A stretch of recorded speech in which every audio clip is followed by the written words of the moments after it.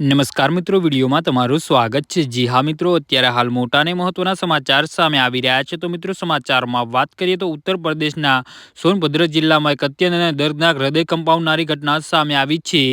દંભનીની police station વિસ્તારમાં જોબેદહ ગામમાં એક માતાએ પોતાના 10 મહિનાના માસૂમ બાળકને સળગતા ચૂલામાં ફેંકી દીધું હતું, જેના કારણે તેનું મૃત્યુ થયું હતું। બાળકના મૃત્યુ બાદ મહિલાએ પોતે પણ ગળે ફાંસો ખાઈને આત્મહત્યા કરી લીધી હતી। જી હા મિત્રો, અત્યારે હાલ મોટા અને દુઃખદ સમાચાર સામે આવી રહ્યા છે।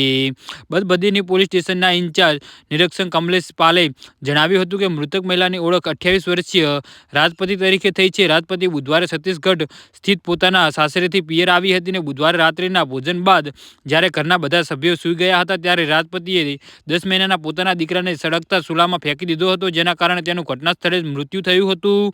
પુત્રના મૃત્યુ બાદ રાજપતિએ પોતાની સાડીથી ફંદો બનાવીને ઘરની વડી સાથે ગળે ફાંસો ખાઈ લીધો હતો, જેના કારણે તેનું પણ મૃત્યુ થયું હતું। પરિવારજનોના જણાવ્યા અનુસાર મહિલા પતિ બહાર રહીને કામ કરતો હતો, જેના કારણે રાજપતિ માનસિક રીતે ઘણી પરેશાન રહેતી હતી। જી હા મિત્રો, તો આના વિશે તમારું શું કહેવું છે તો નીચે અમારી કમેન્ટ બોક્સમાં જરૂરથી જણાવજો। ધન્યવાદ।